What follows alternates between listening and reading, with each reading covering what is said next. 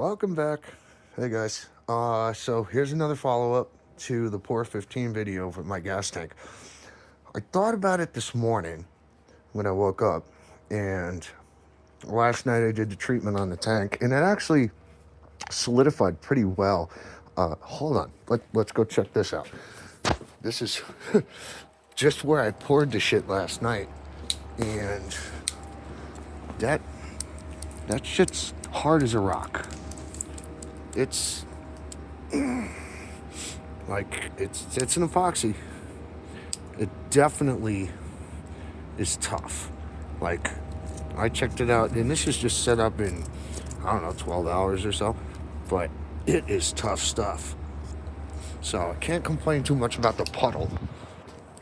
But the one thought I had this morning was, okay, so this particular tank, tank turned out okay, can't complain. But this particular tank right here, that's the petcock threading. And I thought about it this morning, and I was like, oh shit, I should definitely double check to make sure the petcock's gonna thread on there. And there was a little bit of residual of the POR-15 around the threading. And I tried the petcock. Yeah, it did not want to thread on. So I had to clean these threads up, and I recommend that you take extra precaution to clean those threads up so that they don't gunk up. And because I had the tank turned over like this, and it was actually draining the epoxy, I call it epoxy, out of the output here, there was like a drop that was still there. And on top of that, the fact that it coats the inside adds a little bit, even though it's not a lot, but it adds an extra layer. Now, the petcock that I have, hold on, where did I put it? Oh, here it is. Okay, so I have this petcock. This is not the petcock that goes on this bike. Petcock I have is for an MB5, which is another Honda bike, but it has the same threading. So, and it has a 6mm output as opposed to a 3mm output, which I was hoping to get better flow from. And this is actually a really high quality petcock. This one was worth the money I spent on it. But the interior filter already had a hard time getting into here because it's not what it was made for. And that extra layer of epoxy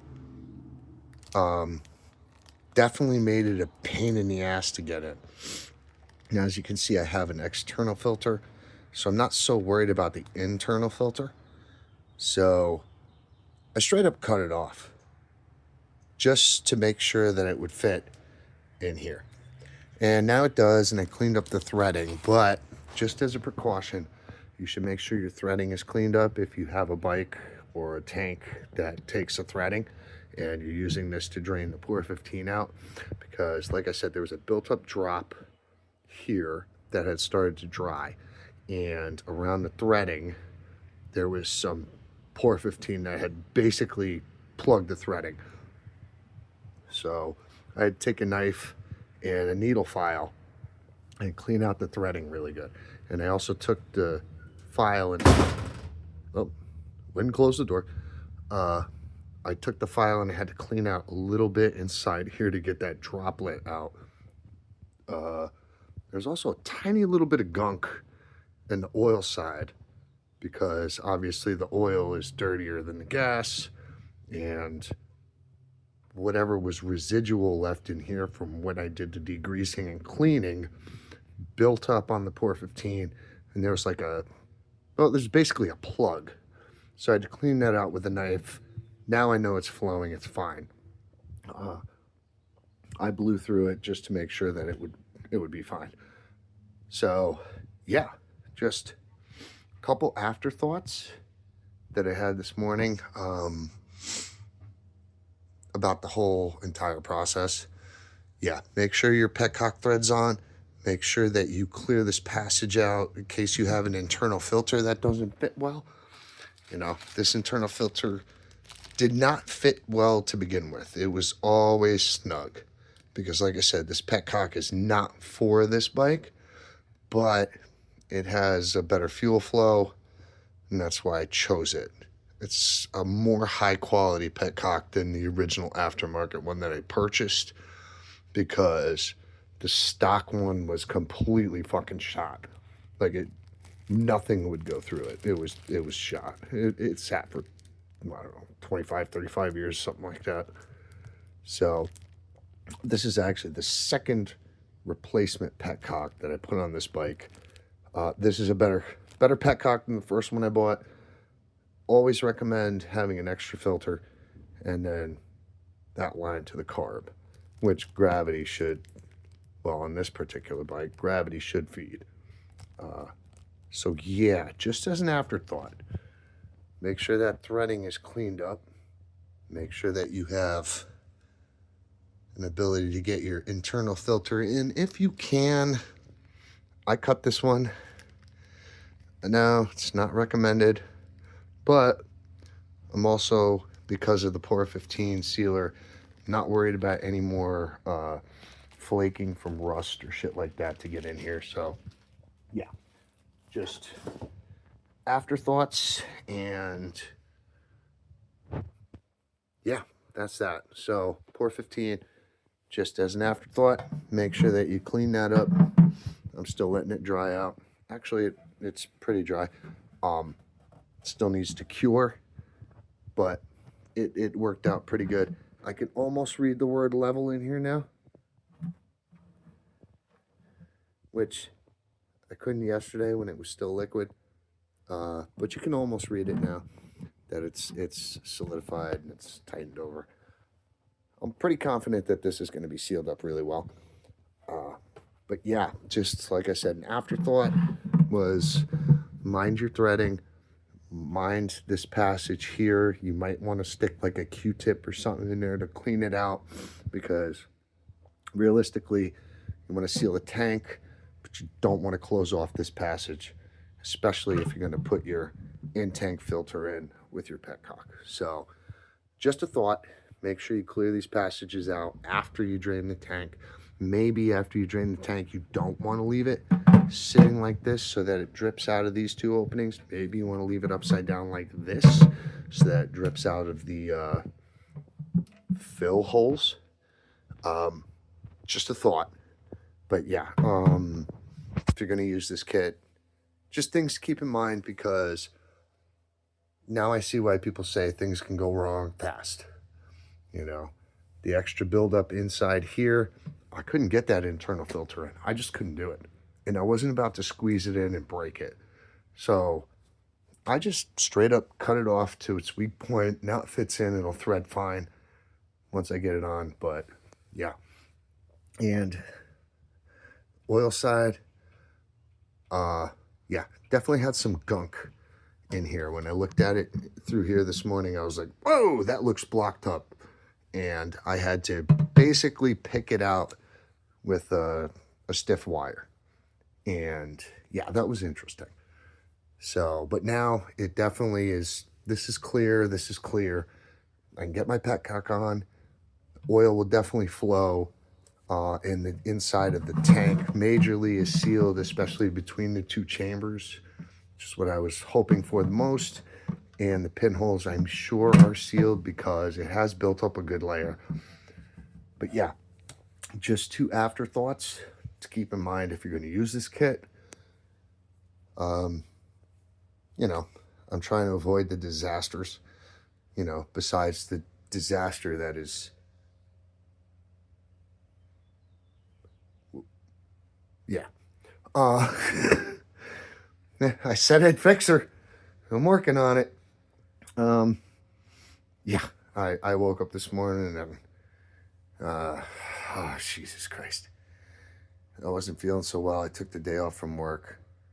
My stomach's bothering me. But then I decided, hey, maybe I'll come out and I'll work on the exhaust pipe. and I ran into the most common problem you have with an exhaust pipe, and that's that aftermarket pipes don't always line up perfectly. And on top of that, I'm afraid I may have cross-threaded the studs. So, I don't know. I happen to have replacement studs. I think these two washers are good. I think those two washers are no good.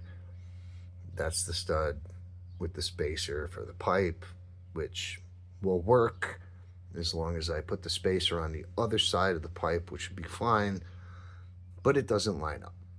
So now, because it doesn't line up perfectly, I've got to get this end attached first with the crush washer, and then I got to line this up. This doesn't line up properly. It's about 3/16 of an inch off. So I may have to get a metal bit from my router and slot this just slightly so it fits proper.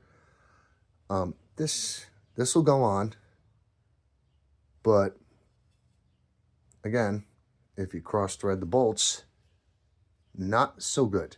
So now I might have to replace the studs with the replacement studs. Fun times in mechanic world.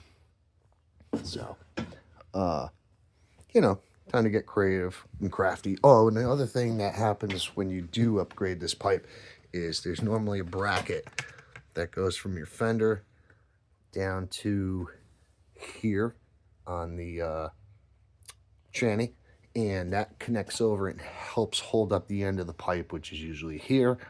But this new pipe only is held up by this spot and the bolts underneath, which actually is good because if you hit a bump too hard, you don't have to worry about breaking your exhaust off because it's no longer connected to the fender and here, which is connected to your spring, which makes sense in the long run.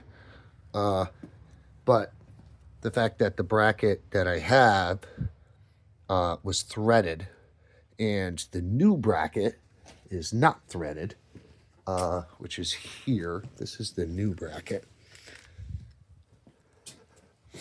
So the new bracket would go from here to here, and I just need to get a nut and a bolt that will thread through here because the old bracket was threaded on this side. Pretty confident this goes on this side. I'll try both just to see what lines up the best. But yeah, this is the bracket they give you with the exhaust because you no longer need the old bracket. So yeah, the old bracket looks like this.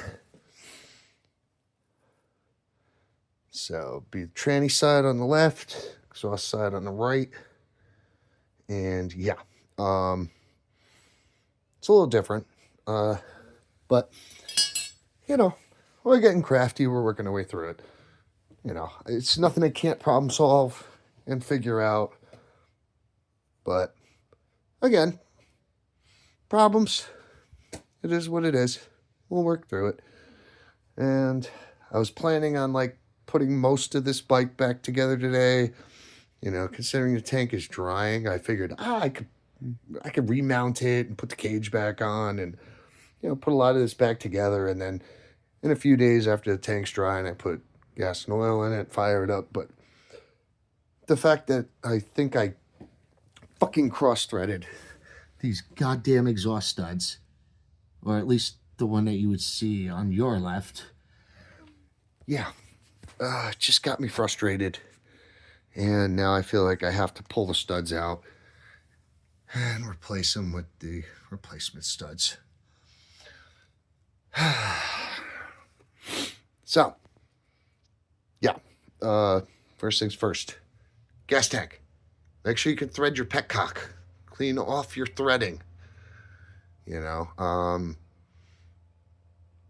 Make sure that'll thread. And maybe clean out the outlet with a Q-tip or something while it's drying, and don't keep it on its side like this. Turn the top down so that it drains through the openings, which is probably better for it. But while it's drying or before it dries, be mindful. Keep an eye on it. You know, you start to get droplets, when that shit hardens up, that shit hardens up. Like, I had to scrape it off with a knife and even take a file to it, because it really hardened up hardcore. So just another thing to be mindful of. And other than that, I think that's all for today. But that's where I'm at with that, and the fender, and the exhaust. Don't get me wrong, this new pipe I got, that's a sharp looking pipe. This exhaust is going to look great on the bike once I get it mounted. But here's this slot. That's where that bolt should fit onto that hole, which is, like I said, about 3/16 of an inch, maybe an eighth of an inch off. And that pipe is rock hard. There's no flex in any of that pipe right there. That thing is fucking hardcore. So I think I'll just slot that so that it fits this. So again, problem solving, working my way through it. And just another thing to keep in mind if you're working on a bike like this, any bike. But yeah, if you're going to upgrade your pipe, that might not fit so well. And you might strip your studs and you might have to replace them. And if you're going to do a POR-15 kit, you really got to be mindful about the epoxy resin buildup. And just make sure that you're aware and stay on top of it so that your petcock will fit, that your interior filter will fit. You know, you got to kind of clean it as it drains. So just another thing to keep in mind, problems that I didn't know I would have, but problems we're working out. So, all right, have a good day, be safe, and that's that.